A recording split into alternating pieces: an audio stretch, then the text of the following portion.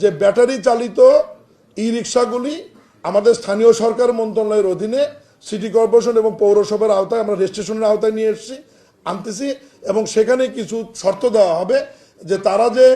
Recharge করবে এই রিচার্জটি অবশ্যই সৌর বিদ্যুতে হতে হবে, সৌর বিদ্যুতে, এবং সেটা নিশ্চিত করবে সিটি কর্পোরেশন এবং পৌরসভাগুলি। সৌর বিদ্যুতের বাইরে রিচার্জ করলে এই ব্যাটারি চালিত বা ই রিক্সাগুলোকে আমরা রেজিস্ট্রেশন দেবো না এবং নবায়ন করব না, এবং এদের রেজিস্ট্রেশন এখন থেকে বিআরটিএ দিবে না, সিটি কর্পোরেশন দেবে, এবং জাতীয় সংসদে এটার জন্য আইন পাস করা আছে এবং সেই আইনের আলোকে আমরা বিধিমালা তৈরি করছি যে রেজিস্ট্রেশন ফি কত হবে, নবায়ন ফি কত হবে, এবং রেজিস্ট্রেশন এবং নবায়নের পূর্ব শর্ত আমরা দিয়েছি, সেটি হচ্ছে বুয়েট সরকারি ইঞ্জিনিয়ারিং ইউনিভার্সিটি এবং জেলা পর্যায়ে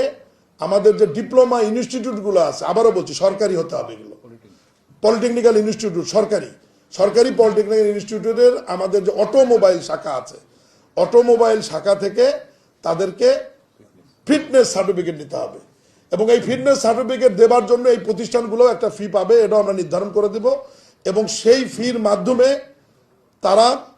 ফিটনেস সার্টিফিকেটটা নিয়ে এসে ট্রাফিক পুলিশ সেখানে আবার প্রতি স্বাক্ষর করবে, একটি করে এটা সিটি কর্পোরেশন এবং পৌরসভাকে দিলে আমরা একটা ফি নির্ধারণ করে দেব, সেই ফিটি নিয়ে তারা তাদেরকে রেজিস্ট্রেশন প্রদান করবেন, এবং 1 বছর শেষে গিয়ে আবার যখন নবায়ন নেবে, নবায়নের সময় আবার তার ওই ফিটনেসটি তাদেরকে আবার দিতে হবে, আবার নতুন করে ফিটনেস সার্টিফিকেট তাদেরকে দিয়ে আবার তাকে নবায়ন করে নিতে হবে। আর ঢাকাকে আমরা একটু সুন্দরভাবে সাজানোর জন্য 8টা জোনে আমরা বিভক্ত করছি, এবং দক্ষিণে 4টি জোন হবে, উত্তরে 4টি জোন হবে, এবং এই 8টি জোনের ই রিক্সা আমরা বলছি, এটা আইনে ই রিক্সা বলা আছে, আপনারা যেহেতু ব্যাটারি চালিত বলছেন, যেটা যেভাবে বলেন আর কি, ইলেকট্রিক রিক্সা আর কি, যেটা এই 8টি জোনে 8টি রং থাকবে, 8টি কালার থাকবে, এবং একটি জোনের ই রিক্সা বা ইলেকট্রিক রিক্সা আরেকটি জোনে যেতে না পারে, এই জন্য এটাকে আমরা না কালারও থাকবে, আর ওই যে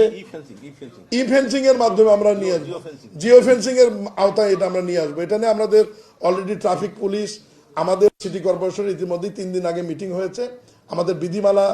তৈরি কাজ চলছে, বিধিমালাটি অনুমোদন হলেই আমি প্রিয় সাংবাদিকদের ভাইদের ডেকে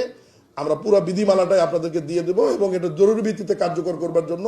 সিটি কর্পোরেশন এবং ট্রাফিক পুলিশ যৌথ উদ্যোগ নেবে, এবং তারা কোন রুট ব্যবহার করতে পারবে বা পারবে না এটাও বিধিমালাতে থাকবে, এবং তারা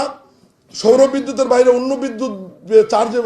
রিচার্জ করতে গেলে তাদের যে জরিমানা হবে সেটাও আইনে আমাদের থাকবে। এই সমস্ত বিষয় নিয়েই আমাদের একটা বিধিমালার কাজ, আমাদের তৈরির কাজ চলছে। আগামী সপ্তাহে ইনশাল্লাহ আমরা মনে হয় যেটা দিয়ে দিতে পারবো। ধন্যবাদ।